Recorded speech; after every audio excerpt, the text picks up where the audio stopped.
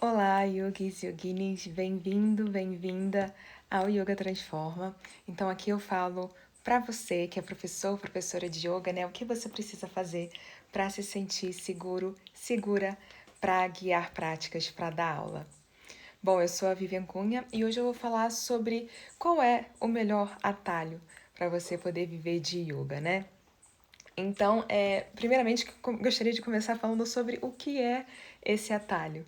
E eu já deixo essa questão aqui, né? Tantas vezes a gente pensa em atalho, mas quando a gente fala em yoga, o melhor atalho é não pegar nenhum atalho. Então eu queria deixar isso muito claro. Isso não existe no yoga, pegar atalhos. É algo que acaba vindo, né, diversos lugares, né, de atalho, faça isso mais rápido, conquiste isso de uma forma mais acelerada. Então, essa ideia de acelerar o caminho do yoga acaba sendo uma falácia, né? Não tem como a gente pegar atalho. A gente precisa trilhar o caminho, a gente precisa se dedicar ao processo. Então, o yoga é muito mais sobre o caminho do que o destino. O destino, claro que é importante, né? Não diria nem mais, né? São tanto o processo quanto o destino têm a mesma importância. Então, cada passo do caminho, cada passo da jornada é importante. O processo é importantíssimo, né? Aquilo de se observar, de se conhecer. O autoestudo, né, Svadhyaya, o autoestudo é primordial. E aí não existe atalho quando a gente fala disso, né? Quando a gente pensa em se conhecer, o caminho do autoconhecimento, não tem atalho. É a gente fazer o nosso trabalho, cada dia um pouquinho, para a gente ir caminhando e evoluindo. Então, o yoga nunca vai ser um processo do dia para a noite. Não é mágica, não é um estalar de dedos, né? Então, quando a gente ouve falar em atalhos, eu acho que é muito dessa ideia também da vida moderna, né? A gente quer sempre otimizar tempo, quer sempre essa ideia de produtividade, temos que acelerar, temos que fazer acontecer o mais rápido possível para conseguir fazer todas as outras coisas ao mesmo tempo. Então, não é sobre isso, né? Não é sobre velocidade, não é sobre produtividade, sobre essas ideias que vêm junto com a modernidade, né? De querer tudo de uma forma muito instantânea. Então, a gente não encontra isso no yoga, né? Essa instantaneidade. Isso não existe no yoga. Então, não é esse processo que vai se consolidar de uma hora para outra, é sobre o trabalho que a gente coloca, né? O empenho e o dia a dia, né? O que a gente vai construindo ao longo do tempo. Então, até quando a gente pensa na prática, nas posturas, por exemplo, na permanência das posturas, né, na profundidade de cada asana, isso também não acontece de uma hora para outra, né? É um trabalho de disciplina, de comprometimento, de dedicação. Então, a gente vê isso se revelando nos diversos aspectos do yoga, né? Às vezes o asana acaba sendo esse termômetro que a gente tem mais que vem à mente talvez mais rápido, né? Bom dia, bom dia. Mas até no asana, né, a gente vê que é um reflexo disso tudo, né? E qualquer aspecto da prática vai nos mostrar que não existe atalho. Se a gente olhar para asana, a gente vai ver que não tem atalho. Se a gente olha para pranayama, a gente vai ver que não tem atalho. Meditação, não existe atalho. Os estudos, né, das escrituras, de se aprofundar nos conceitos, se aprofundar na filosofia, também não tem atalho. Então não tem para onde fugir, né? A gente tem que se comprometer a fazer o trabalho. Então é a ideia da disciplina, do comprometimento, da dedicação. Por exemplo, né, pensando nos asanas, se a gente pensa em posturas que são vistas como mais avançadas, o que na verdade, né, não me referiria dessa forma, né? Porque um Shavasana pode ser uma postura muito avançada para pessoas que têm uma certa dificuldade em se manterem estáveis, em se manterem em silêncio. Então, o que é avançado, né? Então, eu não gosto nem muito dessa terminologia de avançado. Mas se a gente pensa num Bakasana, por exemplo, né? A postura do corvo, Pincha Mayurasana, invertidas em geral, né? Às vezes a gente quer fazer logo, a gente quer conquistar essa postura logo, né? Porque a gente vê foto, acha muito bonito, ou então vê alguém praticando, acha muito legal, vê nas redes sociais e quer, né, abraçar esse desafio. E pode ser que demore meses para de fato dominar essa postura, né? Pode ser que demore anos, uma invertida com o alinhamento correto, de forma praticada de uma forma saudável, pode ser que demore anos, né? Então, é muito sobre a gente, até nas posturas, né? Como eu falei, todos os aspectos de yoga vão trazer isso pra gente, que tudo é uma construção lenta, que tudo é um processo. Então, para praticar essas posturas, né, que às vezes a gente vê, acha bonita e quer fazer também, é um processo de dedicação, de cada dia ir avançando um estágio, né, da gente não querer de cara já ficar lá na invertida, de ficar só com peso sobre as mãos, de ter uma gradação, né? No princípio vai ser só uma transferência de peso para frente, por exemplo, o Bakasana, né? A postura do corvo. Então no início vai ser transferir o peso para frente, mantendo os pés no chão, aos pouquinhos eleva um pé, percebe como tá esse equilíbrio sobre as mãos, como tá essa sensação de trazer o peso para frente. Depois vai alternando, né? Leva um pé, leva o outro para eventualmente elevar os dois pés. Então, tudo tem um passo a passo, né? Eu usei essa postura como exemplo, mas tudo vai ter o seu passo a passo para a sua construção. E esse é outro ponto do yoga também, né? Tudo tem uma metodologia, tudo tem uma técnica. Então, é essa prática, essa filosofia que é milenar, já está aí há muito tempo. E existe um passo a passo, uma técnica, uma metodologia que foi deixada para a gente, né? Que foi passada de geração em geração, de mestre para discípulo, parâmpara, que chegou até aqui a gente, né? Então é importante que a gente tenha esse olhar para a forma que isso foi se desenvolvendo, que chegou na gente, para a gente não buscar essas pílulas mágicas para chegar logo aqui ou ali. A gente gera certos objetivos na nossa mente e às vezes a gente fica até impaciente, né, de não ver que aquilo está tão próximo quanto a gente gostaria. Então, criar essa ideia de que existem truques, né? Existem fórmulas que vão fazer a gente conseguir chegar em certas posturas ou truques para a gente incorporar a filosofia do yoga, para compreender a filosofia do yoga, que não necessariamente é algo simples, né? É uma filosofia muito profunda. Então, não existe truque para que a gente vá dominando e incorporando isso de uma forma natural. Então, só a dedicação, só a prática consistente e consciente que vai permitir esse avanço, né? Não existe truque, não existe fórmula mágica. É de fato o fazer, é de fato a dedicação e buscar isso, né? Então, entender a filosofia e ir se aprofundando é incrível, mas é importante a gente lembrar também que esse estudo, né, de escrituras, de filosofia, passa por um processo racional também, né? Quando a gente está lendo, quando a gente está estudando, assistindo aulas, é um processo racional. E aí que a gente vê também a importância da prática.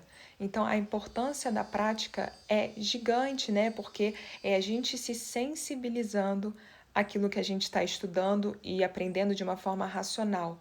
Então, é a gente possibilitar que a gente sinta os diversos aspectos, né, do nosso ser, compreendendo aquilo que a gente está estudando, que a gente está se aprofundando, de uma forma para além da razão, né? Para além da racionalidade. Então, é uma forma da gente compreender aquilo fisicamente, mas também emocionalmente, né? Psicologicamente, energeticamente, espiritualmente. Então, a razão, né, a gente precisa dela, né, a gente vai unir todos esses aspectos, mas se a gente se apoia só nela, ela pode ser uma limitação para a gente expandir a nossa percepção. Então, no yoga, a gente não quer só usar o nosso olhar racional, a gente não quer só usar o corpo em relação aos asanas, né? A gente quer perceber a integração de todos os aspectos do nosso ser. Então, nosso corpo físico, nosso emocional, nosso campo energético, a espiritualidade, tudo é indissociável, é tudo inseparável. Então, a gente quer compreender e assimilar o que é o yoga, né? A prática, o entendimento, o mergulho na filosofia com todos os aspectos do nosso ser, né? E aí, quantas vezes já aconteceu com você, né, de te darem um conselho, ou então você vê alguém fazendo alguma coisa que você viu que não deu certo, né, algum amigo, alguma amiga, alguém que você conhece, e aí, em algum momento chegou uma situação parecida para você, né, e mesmo você sabendo qual era o caminho que tinha mais chance de dar certo, né, mesmo entendendo racionalmente, até pelos conselhos que você talvez já tenha escutado, Mesmo tendo todo esse entendimento racional, você acabou não seguindo o conselho, né? E tomando o caminho que você já sabia que tinha até grandes chances de dar errado. Então, esse é um exemplo, né, de que não basta a gente entender racionalmente muitas vezes, né? Muitas vezes a gente tem que fazer e perceber esse entendimento de uma forma empírica, né? De uma forma que parte da experiência. Então, é importante que a gente traga a vivência, a experiência, para que a gente possa consolidar os estudos mais racionais, né? Então, é a gente aliar esses aspectos todos para que a gente atinja uma profundidade maior, né? Para que a gente vá expandindo a nossa visão, o nosso olhar, o nosso entendimento e expandindo a nossa consciência.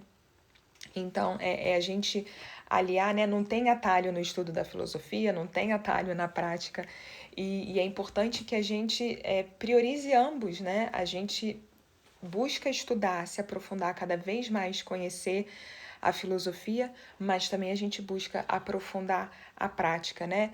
Principalmente de meditação. Lembrando que o asana é muito necessário, pranayama é muito necessário e tudo vai caminhando para a meditação. Então é importante que a gente alie tudo isso e não deixando ser só um aspecto racional ou ser só um aspecto físico. É importante que tudo isso esteja integrado, justamente para que seja um mergulho profundo que vá que traga essa sensação, né, de percepção, essa eu queria falar reintegração, mas como é que a gente integra algo que já é integrado, né? É a gente perceber a integração de todos os aspectos do nosso ser, né? Então isso vai vir dessa prática de todos os aspectos. Filosofia, asanas, pranayamas, meditação, visualização, yoga nidra, mantras. Então todos os aspectos do yoga, todas as ferramentas são importantíssimas, né? Para a gente ir atingindo locais diferentes, entendimentos diferentes que ultrapassem o físico e a razão. Por exemplo, né? Pranayama.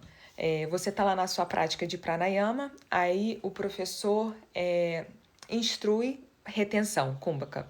Então, inspira, contagem, fala inspira, 1, 2, 3, 4, retém, pausa, 1, 2, 3, 4, expira, 1, 2, 3, 4. Tô dando um exemplo, né? E aí você faz porque o professor tá instruindo, tá lá falando para fazer, né? Só que aí você percebe que a sua respiração não está acompanhando, você sente agitação, você sente desconforto. E aí você continua a fazer, porque o professor está falando, você está fazendo. É claro que o ideal é o professor deixar claro, né, que não precisa fazer retenção se trouxer agitação. Então, até você, né, no seu lugar de professor, de professora, lembrar de trazer essa informação, né, porque a gente nunca força nada em relação a nenhum aspecto da jornada, né? Com pranayama a mesmíssima coisa. A gente não quer pular etapas. O nosso prana é algo preciosíssimo, nossa energia vital. Então a gente não força a retenção, a gente não força alongar a respiração se está gerando desconforto, se está gerando uma agitação, se a próxima respiração já vem muito agitada, acelerada, se a gente faz uma retenção e já volta com a próxima inspiração assim, sinal que tá trazendo agitação, que não tá confortável para você. Então, você como professor, professora, trazer, é sempre legal a gente trazer gradações de uma prática, de qualquer prática, para que as pessoas possam trazer para si o que é adequado para elas, né? Que elas não tentem pular alguns degraus do processo delas para chegar naquele lugar que o professor está compartilhando, né? Então é legal que a gente, trazendo esse olhar, né, de não existir atalhos, que a gente traga isso para os nossos alunos também, que não tem atalho, que é o processo, e pode ser que você esteja num ponto do processo, pode ser que outros alunos estejam em outro. Então é muito da gente acolher o nosso processo também, né? Então, voltando nesse exemplo da retenção, se forçar a fazer uma retenção, como eu falei, não é um atalho, né? A gente não força nada em relação ao nosso prana, então a gente respeita o processo e a gente avança devagar. Então, a gente dá opções, enquanto professores, a gente vai dando opções para os nossos alunos, para eles optarem pela opção que faz mais sentido para eles. Então, a gente trazer só uma opção e pedir para todo mundo fazer aquilo é tentar fazer com que todo mundo se encaixe naquilo, e pode ser que muita gente não esteja pronta ainda. Pode ser que tenha gente que já está um pouquinho, já passou por essa fase, está um pouquinho mais ali da jornada.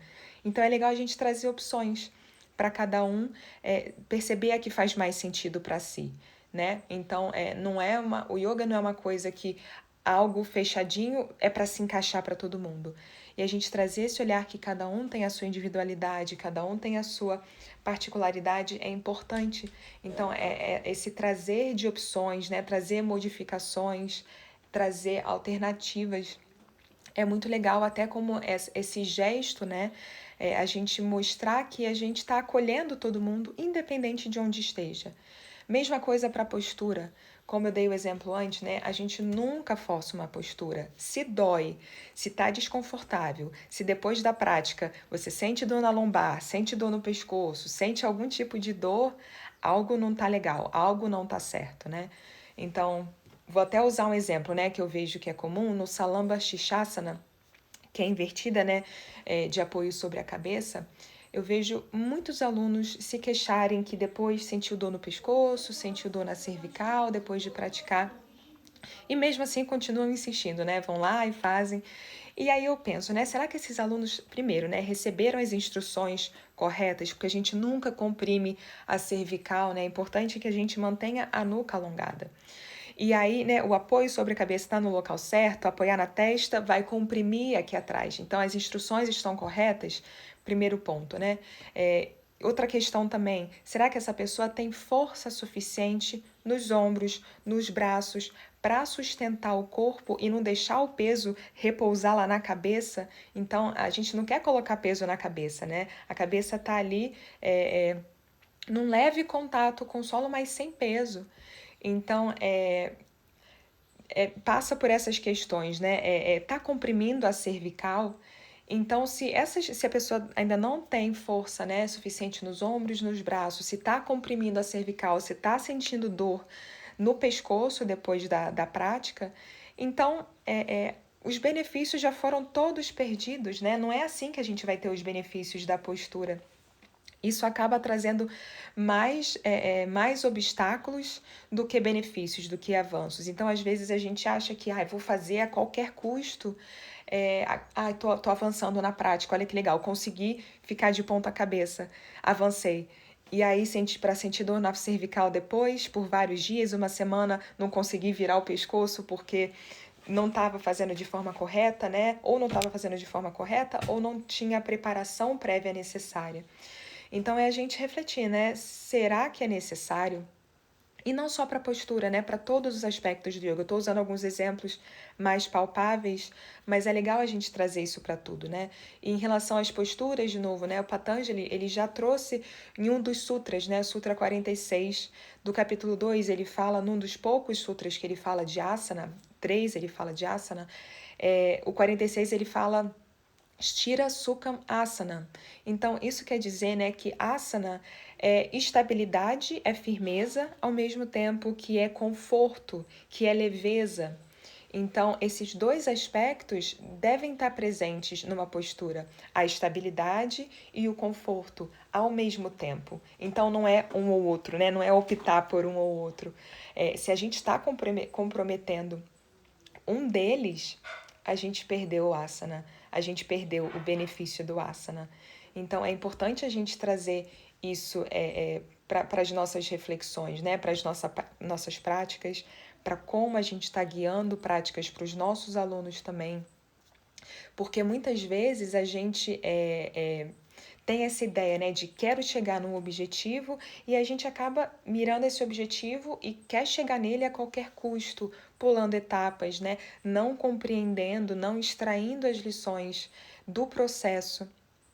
Então, a evolução, né, tanto nos asanas quanto no pranayama, na meditação, na vida, não acontece num estalar de dedos, né? E às vezes dá até a sensação de que a gente não está avançando.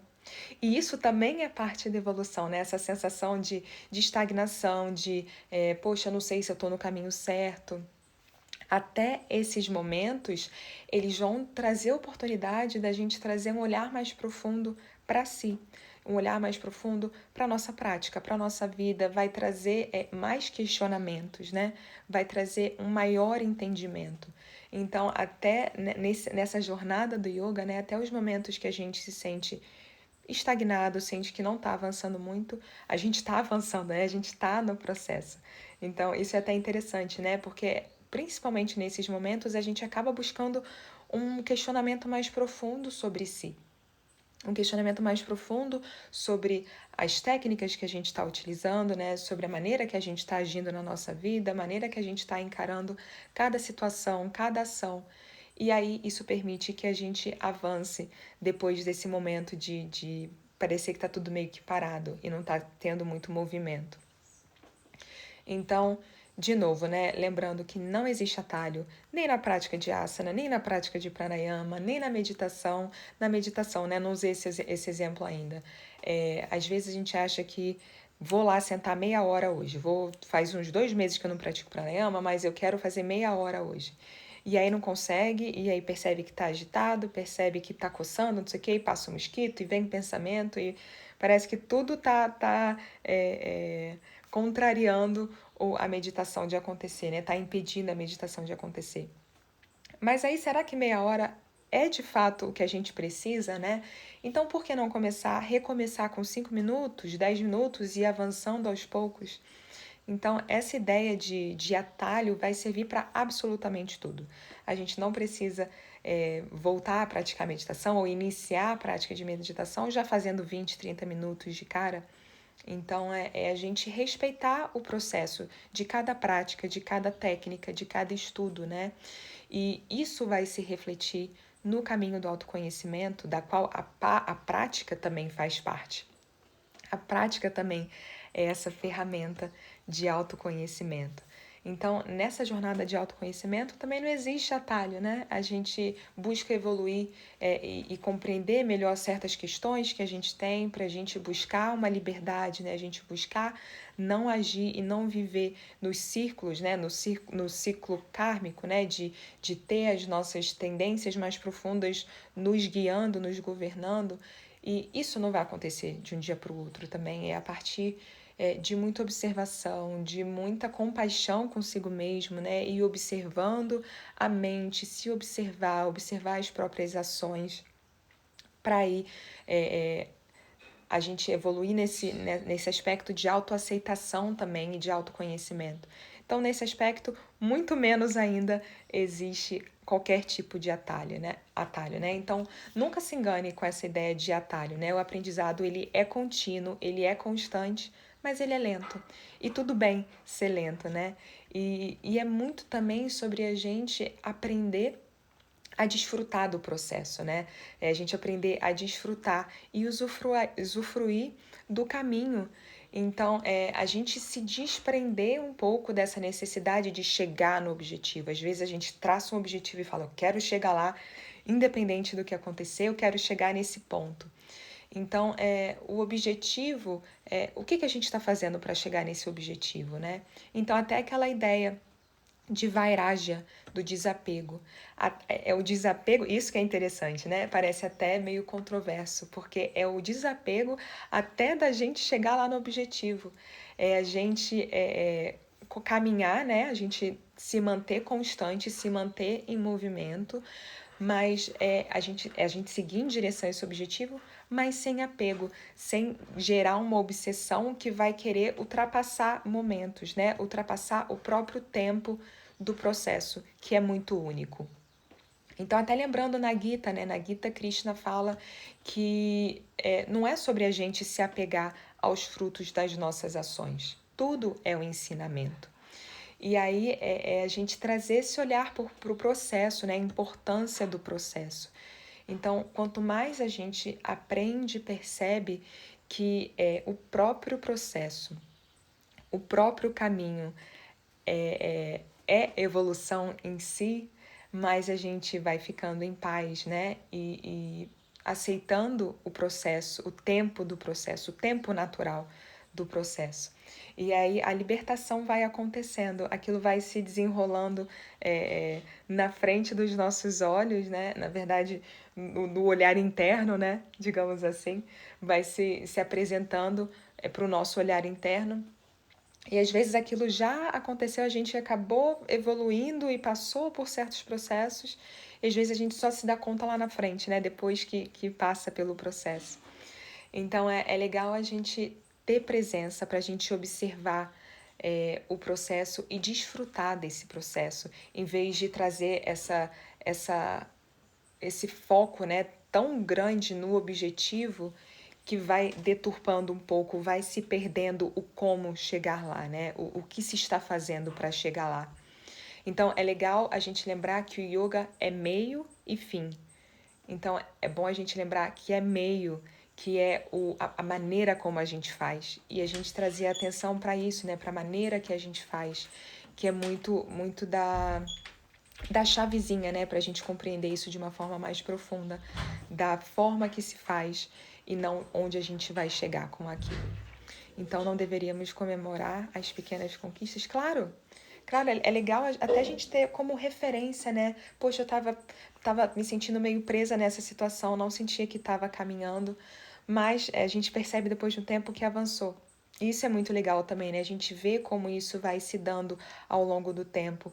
Então, a questão é a gente não tentar acelerar, né? E buscar atalhos para chegar no que a gente busca em avançar nesse caminho do autoconhecimento, na nossa prática, entendimento da filosofia, entendimento principalmente de si. E é legal a gente perceber que isso está evoluindo e é muito legal a gente comemorar também as pequenas conquistas. Elas são muito válidas, até para a gente ver que, caramba, tô em movimento, tô nesse caminho para frente, né? Não tô indo pro lado, não tô me perdendo, né? Não tô dissipando a minha atenção, mas sigo indo. É uma linha tênue. É importante a gente observar, né, que existe essa continuidade, o processo segue em movimento, mas ao mesmo tempo é não ter essa obsessão dos resultados virem. É a gente acolher os resultados, mas a partir de estar curtindo o processo, né? E não trazer essa ideia de sofrimento para o processo e de quero pular etapas.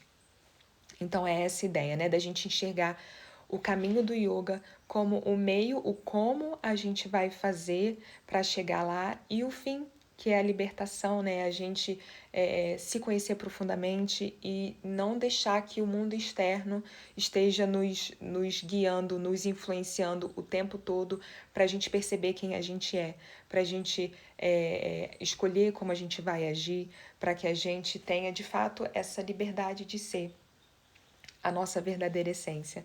Então é legal a gente ver esse caminho se desdobrando na nossa frente e a gente ir colhendo os frutos de uma maneira que a gente não está apegado aos frutos. Eles vêm, a gente observa, a gente curte, mas sem apego. Então é bem sutil mesmo essa diferença, né? Então, isso de buscar atalhos às vezes acontece e a gente até aprende com isso, né? Eu tive uma época que eu estava fazendo tantos cursos, isso alguns anos atrás, eu queria tanto compreender profundamente o yoga, eu queria tanto viver o yoga de uma forma mais profunda, que eu comecei a fazer um monte de cursos ao mesmo tempo e por bastante tempo isso aconteceu, né? E aí eu estava achando que isso ia me fazer entender melhor e mais rápido. Então, essa ideia da velocidade, né? Da instantaneidade. E aí eu percebi, né, que enquanto eu não tiver a minha prática consolidada, se eu não tiver tempo de assimilar tudo isso, não adianta só estudar, estudar, estudar. Essa evolução nesse caminho está muito ligada ao estudo aliado à prática, à autoobservação, o autoestudo é muito importante, né? E aí me veio esse autoquestionamento, né? De para que fazer 1000 cursos? O que de fato eu estou assimilando? E muitas vezes eu não tinha tempo de fazer a minha prática porque eu estava lá fazendo 1 milhão de cursos. Então é a gente trazer tudo em perspectiva para que as nossas escolhas mostrem que a gente está curtindo o processo, que a gente está vivendo plenamente o processo. Então, lembrando, né, que é muito sobre a gente estar presente. Mas para saber qual Nodalida? O que é nodalida? Queremos, temos que ir testando mesmo, certo? Iraci, aguardo o que significa modalidade. Para saber qual modalidade queremos, tendo que ir testando mesmo. Você diz estilo de yoga? Modalidade de prática? Enquanto isso, eu vou continuar falando, aí aguardo você complementar a pergunta. O que falar para um aluno que está muito fixo com a invertida, falando, esse mês vai ter que sair, já falei muito disso que você falou, mas não sinto que adiantou. Então, tem essa questão, né, da a gente trazer, isso é muito legal que você falou, Nana, porque é você trazer o conhecimento, né, trazer o... Tem certas formas legais de a gente fazer isso, de respeitar o processo, o tempo que isso toma, né? Uma professora minha, ela falou que ela, quando perguntam para ela, né, quanto tempo ela demorou para fazer invertida, ela sempre fala a idade dela, 40 anos, 42 anos, porque desde o momento que ela nasceu, tudo que ela foi coletando ao longo da vida foi necessário para ela chegar naquele momento. Então, eu acho isso ótimo, né? Quantos anos você demorou para fazer invertida? Aí você fala a sua idade, né? Todo esse tempo. Então, é muito sobre... Vai percebendo o processo, percebe o que está diferente hoje de ontem. E às vezes parece que a gente deu 2 passos para trás e parece que tem dias que nem o que a gente já fazia vai sair. Então é a gente observar o processo e ir aprendendo com o processo e se desapegar mesmo do resultado daquilo.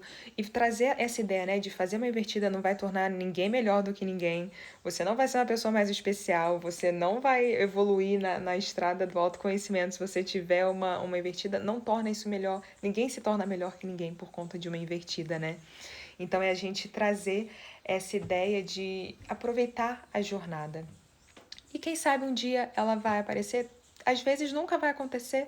Então tem certas posturas que alguns de nós, por conta da nossa própria anatomia, vão ser muito mais difíceis a gente conseguir chegar, né? Invertida, por exemplo, para quem tem pernas um pouco mais curtas em relação ao tronco, vai ser mais fácil conseguir chegar na invertida, manter a invertida.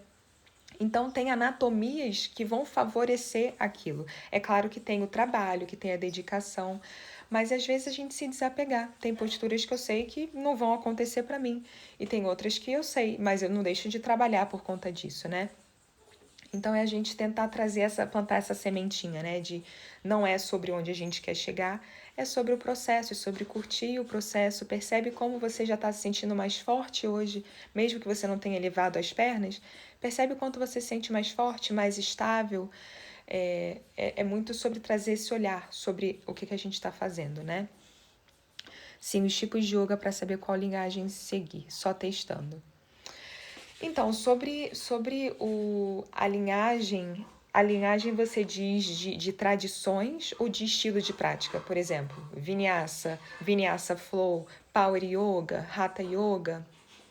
Ou sobre linhagem no sentido de Vedanta, Tantra?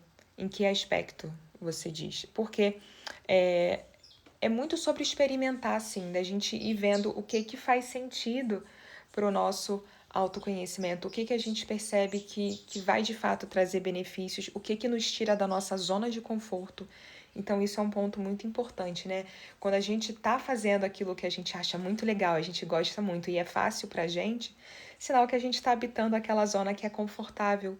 Então é importante a gente também buscar aquilo que não é tão confortável pra gente, para que a gente também perceba por que aquilo não é confortável, onde está esse bloqueio, onde está esse obstáculo, por que isso é um obstáculo para mim.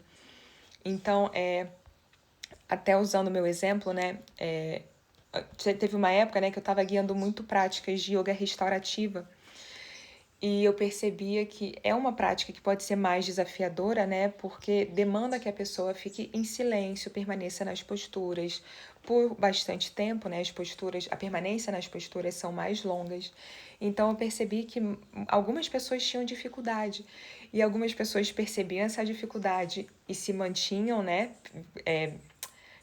Voltando para a prática, e tinha pessoas que já não voltavam na segunda vez porque foi muito difícil, porque não conseguia ficar parada.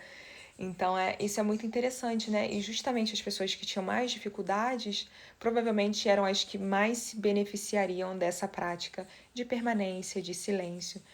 Mas também a gente não quer forçar ninguém a nada, né? É importante que as pessoas vão, no seu tempo, né, vão recolhendo as ferramentas que fazem sentido para si. Quando a pessoa está pronta, ela vai assimilar aquele entendimento. Então a gente nunca força o processo de ninguém. O que a gente pode fazer é trazer certos ensinamentos. A gente trazer, como a Nana estava falando, né? Eu já falei isso várias vezes, mas sinto que não adiantou. Então é isso, né? Às vezes a gente está trazendo ensinamento, a gente está compartilhando a nossa experiência, está compartilhando a própria filosofia do yoga, mas a pessoa pode não estar ainda naquele momento de absorver aquela questão. Então é importante também a gente respeitar o tempo do outro, né? A gente não querer forçar nada, a gente não querer mudar os nossos alunos, né? As pessoas na nossa vida. E é muito interessante a gente ver isso nos nossos alunos, né? Às vezes a gente quer que nossos alunos cheguem logo num lugar X ou Y, e a gente traz isso para a nossa vida. Será que eu faço isso com as minhas relações, que eu quero que a pessoa seja logo isso, seja logo aquilo? Então, a gente, no nosso lugar de professor, de professora, é interessante também a gente se observar como que eu estou compartilhando com os meus alunos, né, os ensinamentos, como que eu estou trazendo as minhas expectativas para isso. Então, tudo é material de observação para a gente ir avançando nessa jornada da vida, que é o yoga, né? Então, em relação ao estilo, Iraci, é muito de experimentar assim. Eu sou suspeita porque eu visto a camisa do Hatha Yoga, né? Que é a origem de todos os outros estilos, né? O Hatha Yoga foi a raiz, e a partir do Hatha Yoga, diversos outros estilos foram surgindo a partir do Hatha Yoga.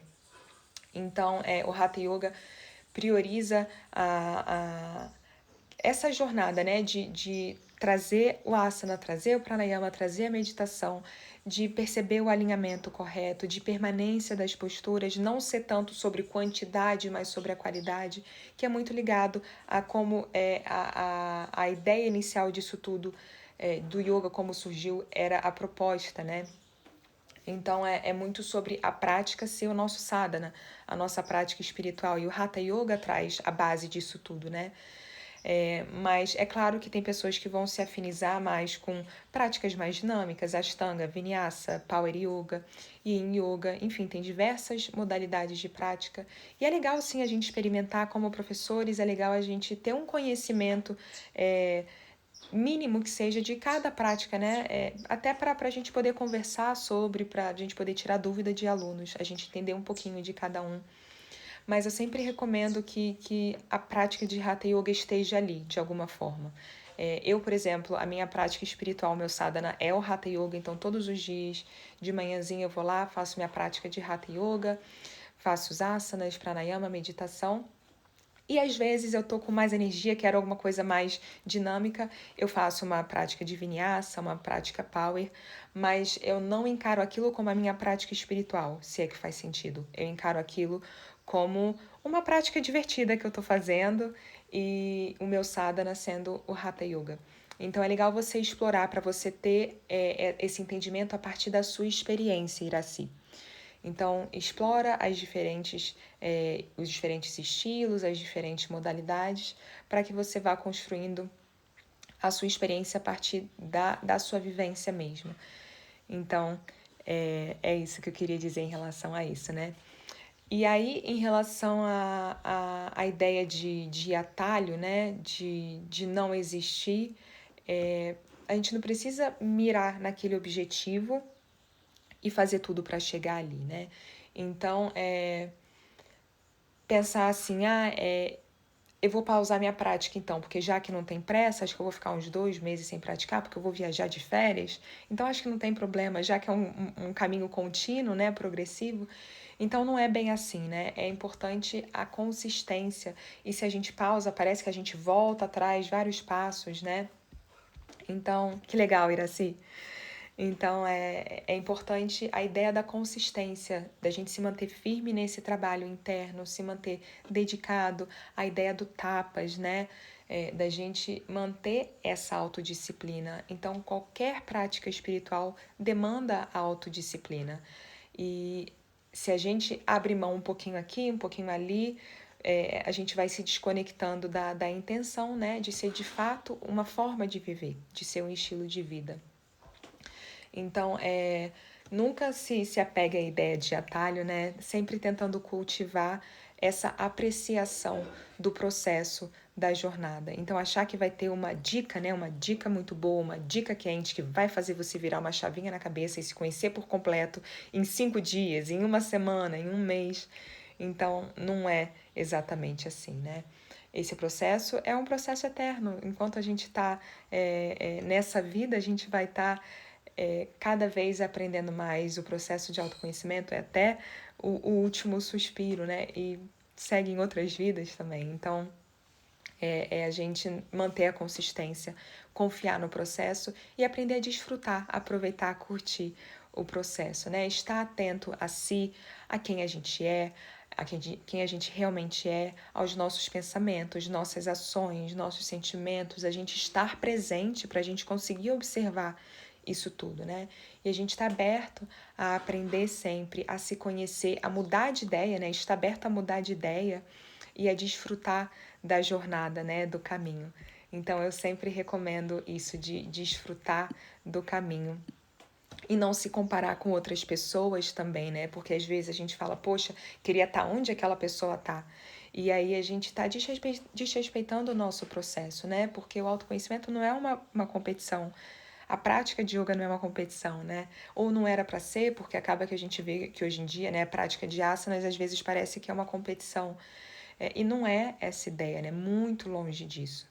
Então, essa ideia de se comparar a outras pessoas também não é legal. A gente acaba se machucando, acaba ficando chateado. E a intenção não é essa. É a gente abraçar o nosso processo da forma que ele caminha e conseguir desfrutar do caminho, né? E quando o objetivo chegar, que legal, a gente comemora, mas a gente segue também sem se apegar a objetivos, né? A gente traça um objetivo, toma o tempo que tiver que tomar para chegar ali e aí vai criando novos objetivos, né? Vai estabelecendo novos objetivos de cada vez avançar mais nesse caminho de se conhecer mais profundamente, de reconhecer a verdadeira essência, de viver o yoga como uma prática espiritual. Então, agradeço muito a presença, as perguntas, a interação. Tenha um ótimo dia. As lives, lembrando, são terça e quinta às 11 horas.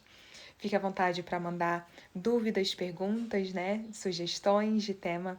E nos vemos na próxima. Tenha um ótimo dia. Namastê.